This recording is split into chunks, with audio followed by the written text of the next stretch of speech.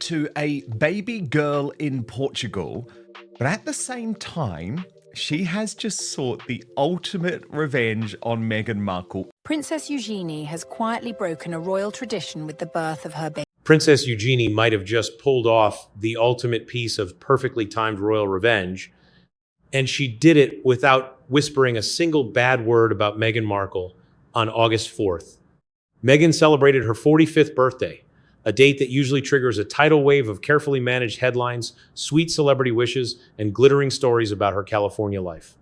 But this year, the royal spotlight abruptly shifted. Princess Eugenie and her husband, Jack Brooksbank, announced the arrival of their third child and first baby girl. She was born a day earlier on August 3rd in a Lisbon hospital, weighing 6 pounds and 9 ounces. The family news was joyful, but the timing got people talking. August 4th was not just any random day Eugenie chose to show her newborn to the world. It was Meghan Markle's birthday. And for royal fans with sharp memories, the timing felt almost too perfect to be an accident. 8 years ago, Meghan and Harry dropped their first pregnancy news on the royal family right during Eugenie and Jack's wedding celebrations. There was a, shall we say, revenge element to all of this after the way Meghan Markle overshadowed Eugenie's own wedding to Jack Brooksbank by going against any sort of modern morality and stealing all of the attention from the bride on her wedding day by announcing her. Harry himself later confirmed they broke the news to relatives right at the wedding. While supporters argued it was just a convenient moment with the whole family gathered together, critics believed Meghan had hijacked Eugenie's spotlight on the most important day of her life. Now the situation has come full circle. On Meghan's birthday, instead of the headlines focusing entirely on Montecito, newspapers and royal channels were busy celebrating Eugenie's newborn girl, a baby born abroad who immediately entered the British line of succession. Moment, but I just want to take you through the background of the story because I find that this whole thing quite hilarious. So in October 2018, Princess Eugenie finally got married to Jack Brooksbank. Now, Meghan and Harry really took the piss here because this couple had already had to delay their own wedding because the way that the royal family works is that at the moment that Harry and Meghan got engaged, they had to take precedence. So Eugenie and Jack Brooksbank, sorry, I shouldn't laugh, but it's just because of how horrible and cruel Harry and Meghan are. So Eugenie and Jack Brooksbank had already had to delay their wedding by about 6 months. Then on the day of the wedding, unbeknownst to them, Meghan Markle and Prince Harry walk in and start saying, yeah, guess what? The baby's on the way. And everyone within the British. Was this timing pure coincidence? It is very possible. Eugenie has never suggested the announcement was meant to steal Meghan's thunder, but in royal circles, timing is everything. And some experts think Eugenie just served up some quiet payback in the most elegant way possible. No public drama, no fiery interviews, and no finger pointing. Just a beautiful baby announcement that pushed Meghan's birthday straight out of the news cycle. Born in Lisbon, Eugenie's daughter is one of the very few modern royals to enter the world outside of British soil. Despite being born abroad, she automatically gained British citizenship, placing 15th in line to the throne, right behind Eugenie and her two older sons, August and Nest. That means one tiny newborn instantly reshuffled the royal line of succession, pushing Prince Edward and everyone behind him down another spot. But there was a surprising twist. Because the Brooksbanks split their lives between Britain and Portugal, many assumed their daughter would automatically get Portuguese citizenship. This is not actually guaranteed. Portugal recently tightened up its citizenship laws. Reports show that a baby born there usually needs at least one Portuguese parent or a parent who has finished the required years of residency. Eugenie and Jack only started living in Portugal part-time in 2022, meaning their baby daughter might not qualify automatically under the new rules. I guess where I slightly just, like, is it fair that there's going to be lots of criticism of Eugenie if she were to take the child, the new baby to meet her father. I'm just sort of, that's where I'm just slightly like torn. Her mum and dad, I think they should be totally out of the public eye. They public money, which I understand they probably don't. But it's her mum and dad. It's not her fault that her mum and dad are awful people. So I don't think we have any business really in trying to disrupt that baby, that brand new baby having access. So while Meghan's daughter Lily was born in California and eventually gained the title of princess, Eugenie's baby arrived in Portugal, joined the British line of succession instantly, and was introduced without any title, grand interview, or weeks of stage-managed PR. The announcement itself was incredibly simple. A sweet photo taken by Jack showed their little girl in a pink outfit with tiny angel wings. Buckingham Palace released a brief statement confirming the birth, while Eugenie shared her own joy on Instagram. The King and Queen were reported to be absolutely thrilled by the news. No explosive documentary, no complaints about the royal institution, and no high-profile celebrity photographers. Just a proud mother, a new daughter, and an announcement that completely hijacked Meghan's birthday news cycle. And that sharp contrast is exactly why royal fans found this timing so delicious. For years, Eugenie was seen as one of the very few royals who stayed close to Harry and Meghan. She visited them in California, hung out with Harry at the Super Bowl, and the couples reportedly stayed close even as the broader royal family completely fell apart. But loyalty does not automatically erase the past. Eugenie might have forgiven the wedding drama, or maybe she never even saw the pregnancy reveal as an insult. Yet 8 years later, Meghan's birthday belonged to Eugenie's daughter, and she did not have to do anything except hit share. That is why some onlookers are calling this revenge served cold. Not a cruel attack or a public shaming, but quiet royal payback wrapped in a sweet baby photo, paired with flawless timing. Do you? But Meghan did. And we see this bizarre video of her sashaying around her kitchen like some sort of drag queen, wearing a fake plastic tiara on her head. And the voice that you will hear in the background of this clip is Meghan's own husband, Prince Harry. And I think he feels how we all do. He just says, "Oh dear." Watch. Oh dear.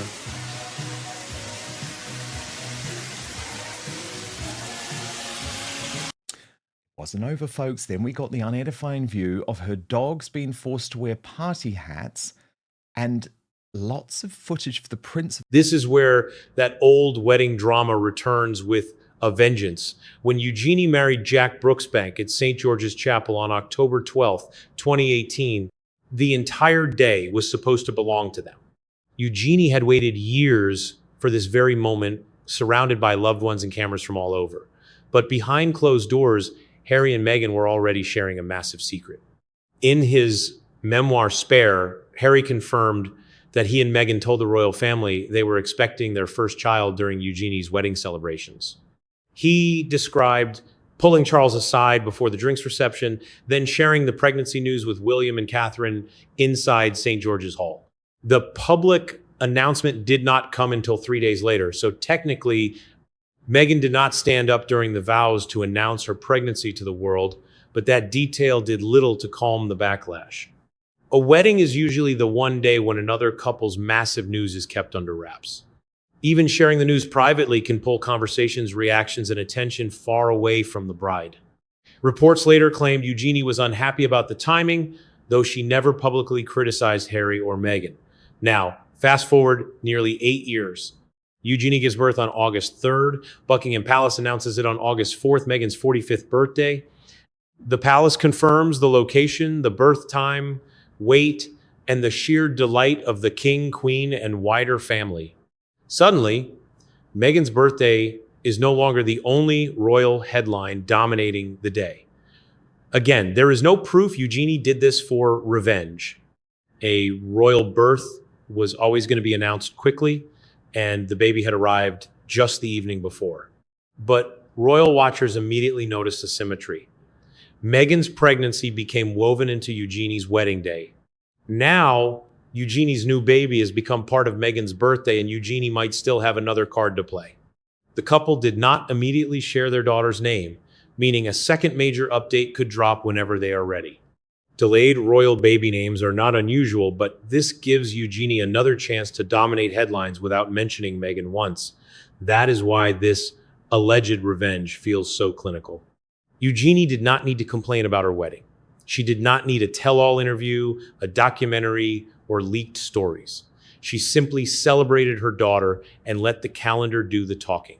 Now one of the most disliked and toxic celebrities in the world that no one actually, well, apart from one person, her best mate, no one posted a birthday tribute. No one. No one from the British royal family. No one from the Kardashians.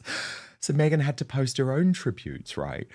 So she wrote, "Thank you for the birthday love" on Instagram, and then used her as ever official account, which she runs. Okay, so let me just explain how narcissistic this is. She runs this account, so she posted the birthday message to herself, but talking in the third person. And she wrote, sorry, I'm laughing, "Happy birthday to our founder, Meghan. Lighting number 84 to celebrate." So yes, that's right. She's punting a candle on her birthday. She needs the money, folks, I guess. This was the only public tribute from anyone in Meghan's circle. It came from a woman called Kelly J. Zajfin, who wrote, "Happy birthday to this dream girl. You are loved." And you can imagine the internet was divided. According to Taz added, it was the Queen Mum's heavenly birthday yesterday. You can bet your last penny she never wore a plastic or cardboard tiara in her life. But you know who did? Two separate American duchesses who were obsessed with their titles and status after marrying a prince. The Royal News Network adding, "Seriously, I thought this was fake. Some things are best left in the phone and not posted for the world to see." What makes the timing sting even more is that Eugenie was never considered one of Meghan's royal enemies. For years, she was described as the Sussexes' safest remaining link to the royal family. The cousin who refused to completely cut Harry off while almost everyone else kept their distance. Eugenie traveled to California, attended the 2022 Super Bowl with Harry, and even appeared in private family footage in their Netflix documentary. Sources were still insisting in 2025 that Harry and Eugenie had not fallen out, remaining close despite the growing royal divide. That shared history completely changes the mood of this announcement. If Catherine or Camilla had dropped major news on Meghan's birthday, critics would immediately call it palace warfare. But Eugenie was supposed to be the friendly one, the royal cousin Meghan could trust, the bridge between Montecito and the family Harry left behind.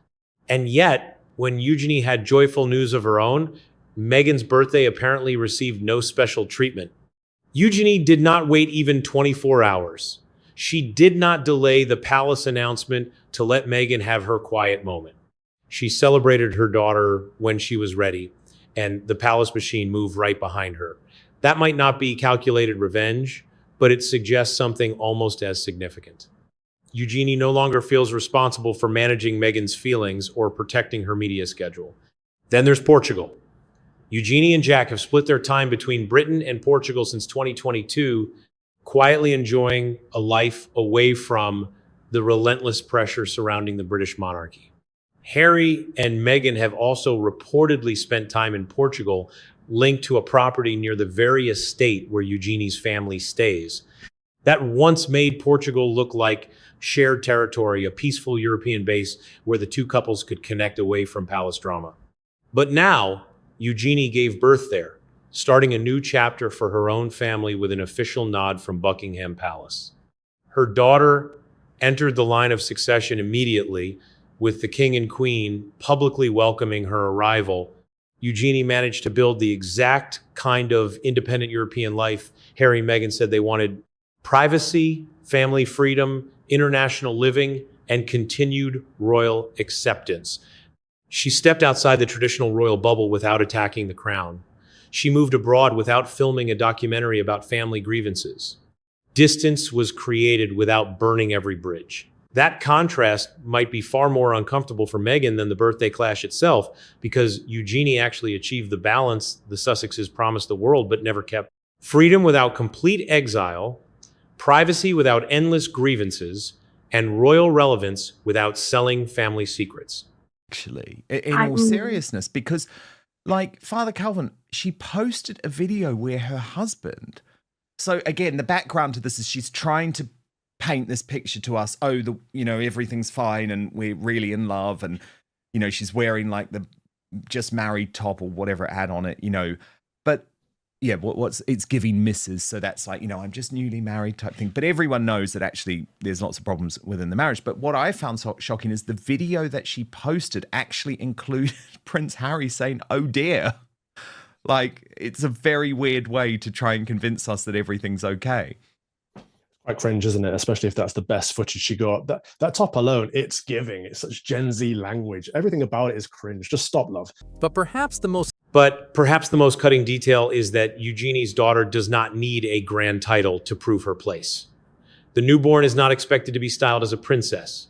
Eugenie's children do not receive royal titles automatically because Jack Brooksbank has no title of his own. Yet their daughter still entered the line of succession in 15th place, directly behind Eugenie and her brothers, August and Ernest.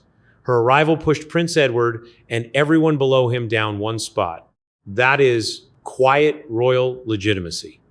No arguments over whether the palace should recognize her, and no public statements demanding that the family acknowledge her status. No sit-down interview explaining why her kids deserve equal treatment. The baby was simply born. Buckingham Palace confirmed the news, with the king and queen sharing their absolute delight. Eugenie then shared a simple photo of her daughter in pink with tiny angel wings, a move that instantly invites some pretty awkward comparisons with Harry and Meghan. For years, the Sussexes insisted titles did not matter until Archie and Lyot started using Prince and Princess publicly. Eugenie's children do not have those titles. Yet, their royal status never required a global public relations campaign. Eugenie seemed secure enough in her royal skin to skip the public grievances. But then came the question of Portuguese citizenship. Since the baby was born in Lisbon, some assumed she would get automatic citizenship, but recent reports say that is highly unlikely. Portugal now generally requires at least one parent to be a citizen, or to have 5 years of legal residency. Eugenie and Jack have split their time between Portugal and Britain since 2022, which means their daughter will likely remain British without automatically qualifying for a Portuguese passport. But that complication did not ruin the elegance of the announcement. Sure, the child was born outside of Britain, and she might not have a princess title. She might not get Portuguese citizenship either, yet she was instantly welcomed into the line of succession without a hint of drama. That is the massive gap between having a natural connection to the crown and fighting endlessly to prove it. While Meghan's birthday headlines usually focus on highly curated photographs, new lifestyle brands, or who sent her birthday wishes, Eugenie's update carried a much deeper weight. It was real family news with zero manufactured drama. The timing did the rest. Maybe Eugenie was not thinking about Meghan's birthday at all. Maybe she was just a proud mother eager to share her news. That is easily the most realistic explanation, unless some proof says otherwise. But real payback does not always require secret planning or a calculated public attack. Sometimes things just line up so well that the target cannot even complain without showing their own insecurity. Meghan could hardly object to a birth announcement. She could not exactly demand that Eugenie wait. And she definitely could not complain about stolen spotlight without reminding the world of her own wedding stunt. That is probably why this alleged birthday ambush worked so perfectly. Eugenie did not say a word. She just let history do the talking. And that is the part that probably stings the most.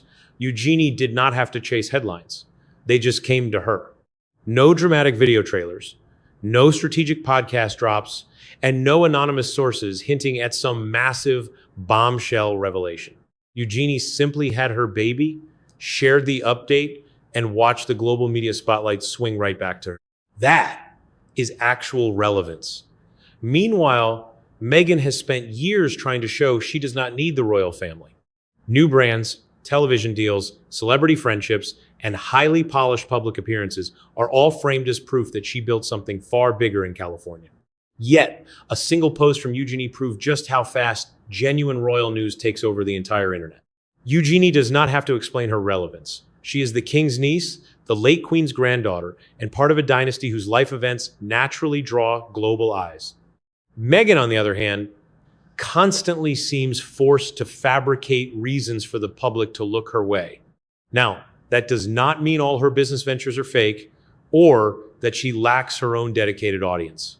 But critics note a massive difference between hype generated by endless marketing and attention that flows naturally when something truly meaningful happens. Eugenie's announcement had exactly what Meghan's PR machine constantly chases: emotion, deep family history, royal prestige, global interest, and a story people actually wanted to celebrate. And Eugenie got all that attention without attacking a single soul. No claims of palace mistreatment, no reopening of old wounds. She did not sit down in front of a camera to complain about her royal struggles. She simply let the baby be the story. That effortless simplicity made Meghan's routine birthday publicity look incredibly small by comparison. A standard celebrity birthday usually lasts for just one news cycle, a few photos, some social media posts, and some recycled trivia. But a new royal baby becomes part of history itself, officially entering the line of succession. The records change. The palace makes an official statement. Suddenly, the news connects directly to generations past and those yet to come. That is something no Hollywood PR agent can manufacture. And maybe that is why this quiet payback feels so satisfying to royal followers. Eugenie never had to attack Meghan directly. She did not need to leak private texts or drag up old wedding drama in some high-profile interview. She just lived her life, letting her real-life milestones effortlessly overshadow Meghan's carefully engineered Hollywood image. There is another uncomfortable truth. If Eugenie had delayed the news to protect Meghan's birthday headlines, she would have been shrinking her own major life event once again just to accommodate the Sussexes. But why should she? Why must a new mother delay her daughter's birth announcement just because another relative demands a completely uninterrupted day in the spotlight? Eugenie had every right to share her joy immediately. The palace was fully justified in welcoming the baby publicly, and the press had every reason to write about the newest royal family member. This left Meghan with no way to fight back without looking incredibly unreasonable. Complaining would make her sound jealous of a newborn. Accusing Eugenie of seeking attention would only remind everyone how Harry and Meghan shared their pregnancy news right during Eugenie's wedding. Demanding privacy would also ring hollow, coming from a couple who have constantly cashed in on private family moments through books, interviews, and streaming specials. Eugenie did not trap Meghan with an argument. She did it with silence. Her announcement was warm, innocent, and absolutely impossible to criticize. Even so, it completely shifted the narrative on a day Meghan expected to own. Perhaps it really was just a coincidence. But if Eugenie wanted to send a final message about that old wedding betrayal, she could not have chosen a more elegant strike. She did not steal Meghan's birthday. She just gave the public something far better to celebrate. Was Eugenie's impeccable timing just a harmless coincidence, or was it the ultimate royal revenge Meghan never saw coming? Share your thoughts in the comments below.